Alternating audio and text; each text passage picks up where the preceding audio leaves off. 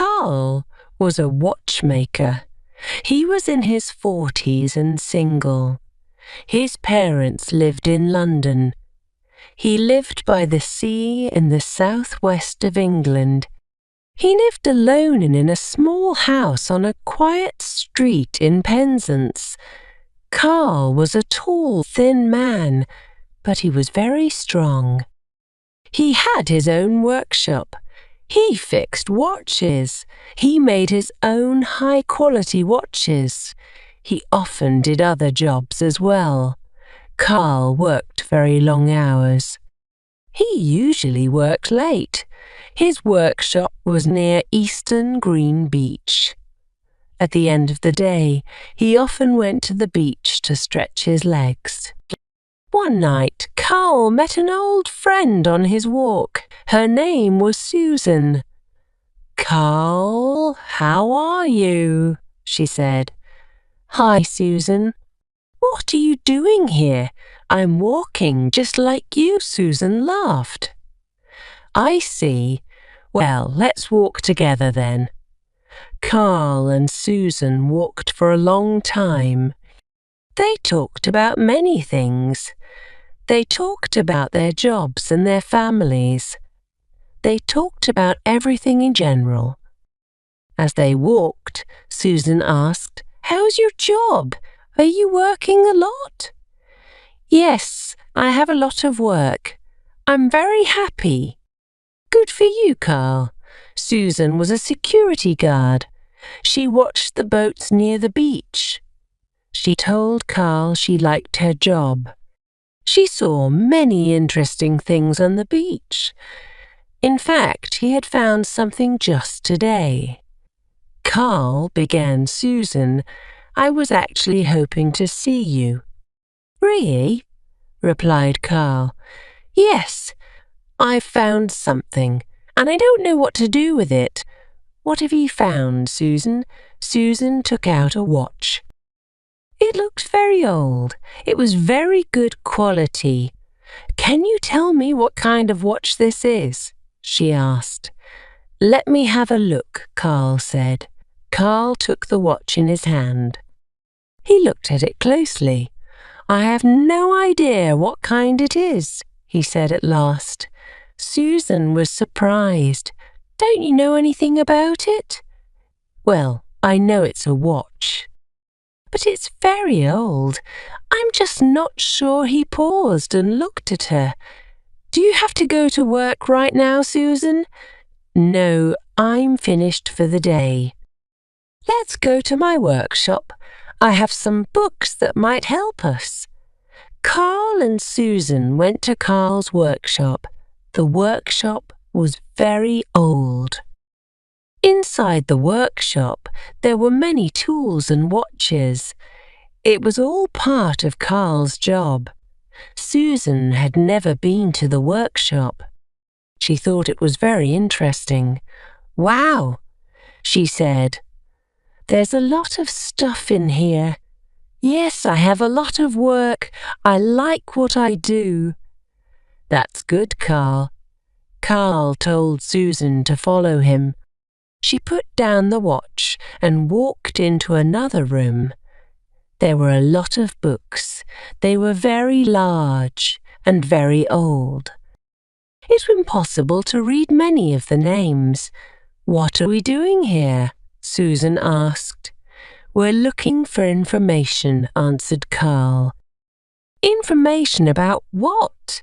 About what kind of watch this is?" "I've never seen anything like it before." Carl and Susan searched the books. After several minutes, Susan found something. It was in a book about the Caribbean Sea. "Carl, look at this," she called. Carl closed his book and went to Susan. "What is it?"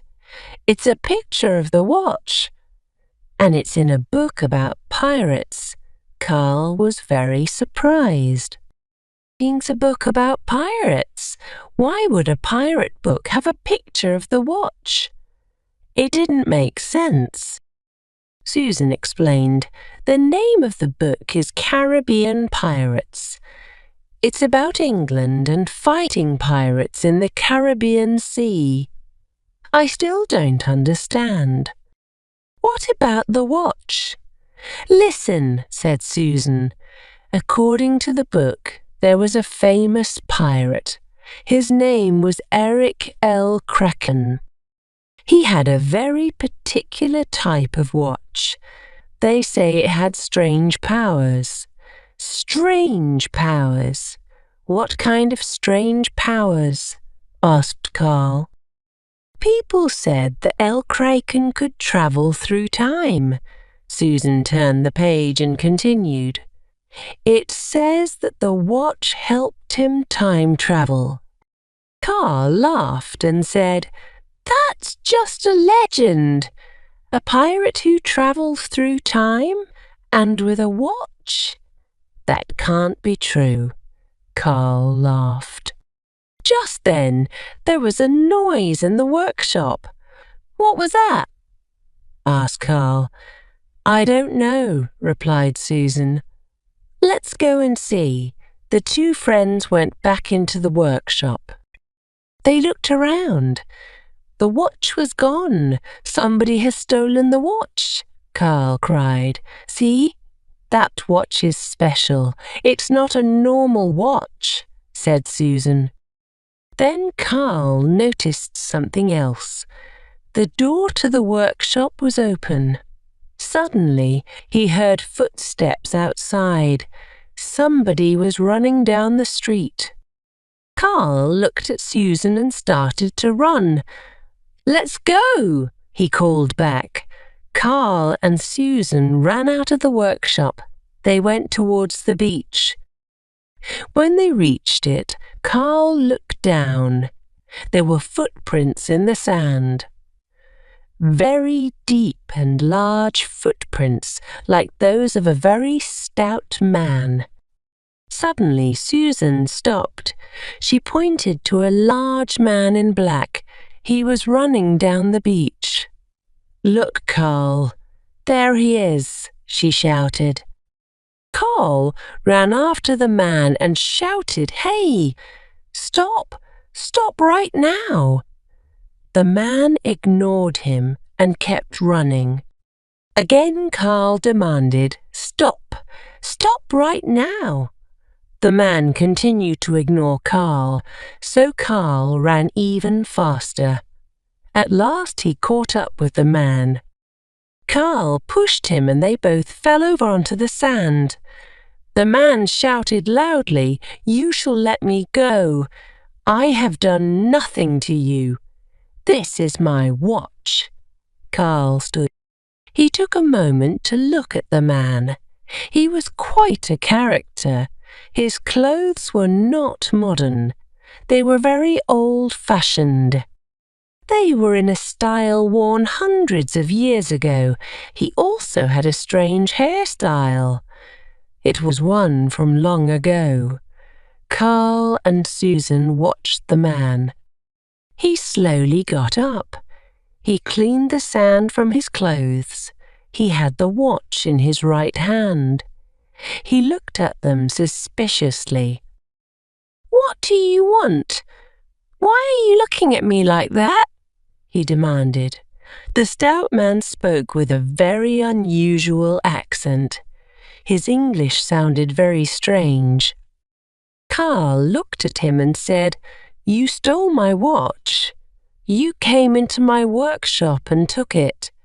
No, said the stout man. You stole it from me. I have only taken it back. It is mine. Carl and Susan looked at each other. Finally, Susan asked the stout man, Who are you? I'm Eric L. Kraken. Now, please excuse me. I must go back to the 17th century. Carl and Susan looked at the strange man in front of them. He was attempting to use the watch. Carl moved closer. The man looked like an old pirate. He wore old black clothes. clothes like a pirate from the Caribbean. A pirate like those characters in legends and books. Can it be true? Asked Carl. Finally, the man looked at him and answered, Yes, that's me. Eric looked at Carl and Susan. How do you know about my watch? He said. Susan answered, It's written as a legend in our book. In a book, you say? Eric said with a smile, so I am famous. Good. No, not you exactly. Just your watch. Eric walked across the beach. He was thinking. He looked at his watch and said, The watch is mine. But I didn't buy it. I found it. I took it from another pirate. Another pirate, said Carl. Yes, a dead pirate. Eric laughed. Then he became serious. I don't know who he was. No one does. But I got this. It is mine. He started playing with the watch again. Carl watched Eric. He was attempting to use the watch. But it wasn't working. Then Carl realized something. Eric L. Kraken had only found the watch. He didn't know how it worked. Eric didn't know why the watch had such strange powers either. Carl looked at the pirate and said, Eric, do you know how the watch works? Of course I do, Eric shouted. Then he looked at Carl again. All right, he said. I don't know how it works. I think there are different factors involved. Sometimes I hold it in my hand and it takes me forward in time. Like it did here. Then, exactly 7 hours later, I hold it in my hand again and I return to my time. I don't know what factors start and stop it. Eric paused. But why do you do it? I like to see how things have changed. There are no more pirates. There are just tall buildings everywhere. And did you know there are now flying machines? Unbelievable. Carl and Susan smiled. It seemed a little crazy. Eric didn't know much about the current world. Eric looked at the watch again. Then he turned away and shouted, Now leave me alone. It's almost 6 hours and 58 minutes.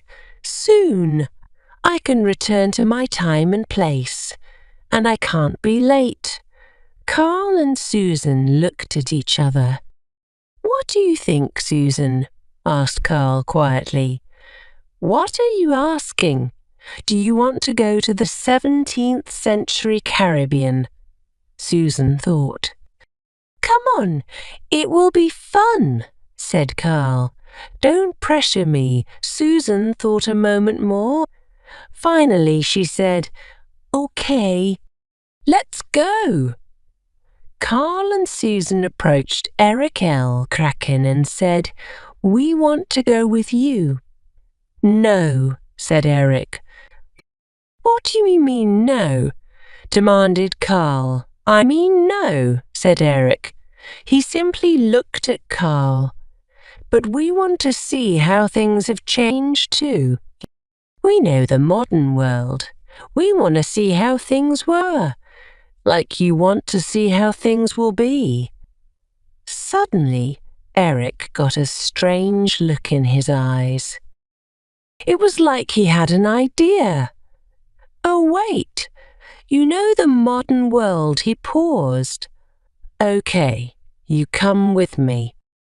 I may have a task for you. Okay, replied Carl. So do we all just touch the watch? Yes, just put your hands on the watch. Get in position. Hurry. Susan, Carl, and Eric all touched the watch. Suddenly, they were transported to the Caribbean in the 17th century. The night turned to day, and they were in a pirate camp. The process was surprisingly easy. Carl and Susan released the watch. Several pirates were looking at them. One of them was a fit man with dark skin and long hair. He approached Eric L. Kraken. "Good morning, Captain. You're finally back." Then he looked at Carl and Susan and added, "And you've brought guests." Eric smiled. "Yes, Frank, I did," he answered. Then he turned to the other pirates. "Listen up," he shouted. "These people here are..." Eric L. Kraken paused. He looked at his guests and asked, "What are your names?"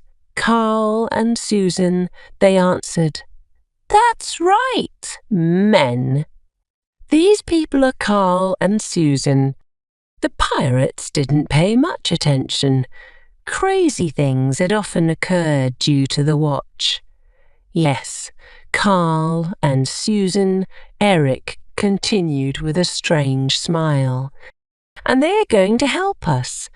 They will help us win today." This got the attention of the men. The pirates shouted happily. "Win," said Carl. "Win what?" Eric turned to Carl and Susan. Then he turned back to his men. "You're going to help us win the battle, Carl, and us, Susan." "Battle?" cried Susan. "What battle? The one against the English ships. What? You didn't say anything about that," she replied. Eric L. Kraken simply ignored them. "Back to work," he called to his men. Then he and the pirate called Frank went to his tent. Carl and Susan were left alone. Carl and Susan stood and looked at the sea. It was filled with pirate ships. A moment later, Frank returned.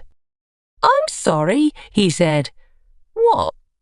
Why are you sorry?" Susan asked. "Because Eric is crazy."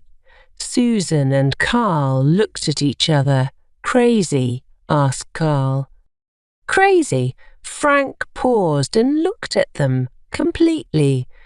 "I see," replied Carl. "And why do you say that?" "Because he thinks he can use you, use us, to stop the English ships. The English know about the watch. Their aim is to get it at any price. They attack us every night. Eric must stop them. He claims you can help." There were battle noises far away. The first ships were under attack.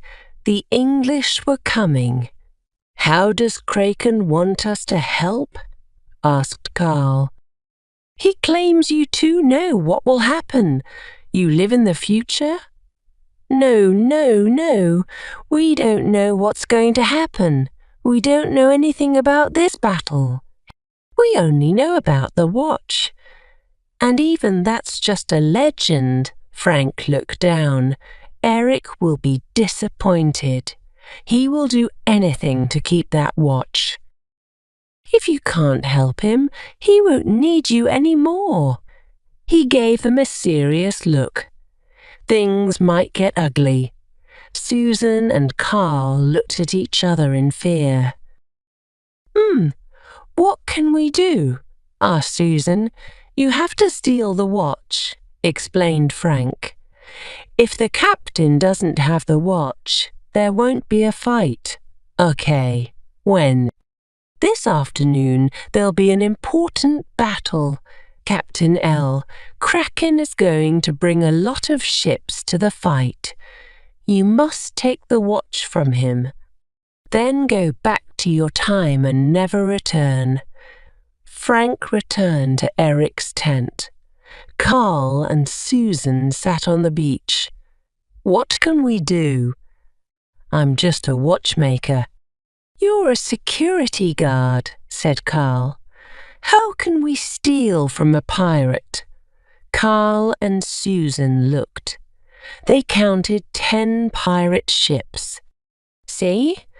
We have 10 ships, Frank pointed out. Susan didn't understand what Frank meant. Yes, we have 10 ships. So, Frank just looked at her. Oh, I see, she said. A long time ago, a little boy called Igor lived with his mother and father in a small house which was made of wood. Igor's family was very poor. His father was a woodcutter and his mother made clothes for rich people in the city. Their house was in the middle of a large forest in the north of Russia. In summer, the days were long, and the forest was alive with the sounds of birds singing to each other. Igor's father taught him the names of the different birds, and the boy soon knew all their songs. But in winter, the days were very short, and there was deep snow everywhere. The forest became quiet because the birds left to spend the winter months in warmer countries. One winter, Igor became ill. His mother made special food and drink for him, but he only got worse. The doctor from the city came to see Igor and spent some time talking with the boy and looking at him. Then he spoke to Igor's mother and father. He's very ill, but I don't know what's wrong with him. This winter, many young children all over the country are becoming ill and dying, and nobody knows why. I'm sorry, but there's nothing that I can do to help. Give him lots of good things to eat and make sure that he gets lots of sleep. During the next few days, Igor got worse. He became iller and iller. He spent all day in bed and became bored with his toys. His father brought him little things from the forest to try to make him forget that he was ill, but he was not interested in anything. His face became white and he didn't want to eat. Sometimes at night he had a fever, and then he dreamt that he was flying above the forest, looking at his family's little house far below him. One morning, after a very bad night, Igor woke up and found his father looking at him. "Is there anything that you want?" said his father. "Yes, there is, father," said Igor. "I miss the songs of the birds. Could you catch a bird and put it in a cage for me? If you put the cage above my bed, I can listen to the birds singing and remember the sounds of the forest." "Of course, little Igor," said his father, smiling. "I'll bring you your bird tomorrow."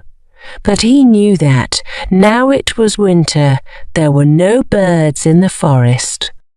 This was the only thing that his son wanted, and he could not give it to him. "Perhaps you could make him a bird out of wood," said Igor's mother. "You could use one of those little pieces of wood that we usually burn on the fire." It was a cold, snowy day, and the forest trees were hard to cut. But all day, while he was working, Igor's father thought about how to make his son a bird out of wood. "Of course it'll never sing," he said to himself. "But perhaps if it's very beautiful, little Igor will like it just the same." After dinner that night, he started making the bird. The first few times that he tried were no good. The finished birds were all too fat and too heavy to fly. He put them one by one on the fire and held his head in his hands. It was now the middle of the night, and outside more snow was falling. Then he suddenly said to himself, "I know. The bird needs to be just 2 pieces of wood. If I cut the wood carefully, the bird can have real feathers." First he took a piece of wood for the head, body and tail. He began with the tail, cutting the wood into feathers with his right hand. Then with his left hand he smoothed out the feathers. When he was happy with the tail, he took some more wood for the wings. He cut them out carefully. "But it's not ready yet." She took a needle and some thread and carefully sewed the ends of the tail feathers and wing feathers together. Soon the feathers were all together, just like on a real bird. Then she tied a long thread to the middle of the bird's back. This way they could hang it above Igor's bed. They looked at the bird together. "Now that it's ready," said the woodcutter, "I'll take it into little Igor's room. Igor's asleep." Very quietly the father hung the bird above the boy's bed. He stood back and looked at it. The bird turned slowly on its thread. The woodcutter went happily to his bed to rest after his long night's work. Later that morning he went back into Igor's room.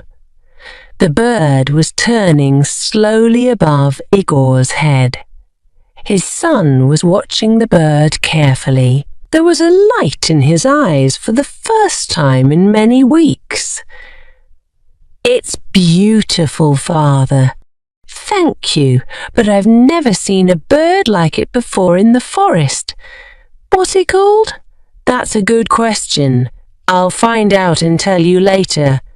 The next morning, when the woodcutter went into his son's room, he found the boy sitting up in bed, trying to touch the bird. 3 days later, he found Igor kneeling on the bed, trying to touch the bird. His hand was very near it. "Have you decided on the name of my bird, father?" Igor asked. "Not yet, my son. I'll tell you later," his father replied. Again the father went at night into his son's room and put the bird a little higher.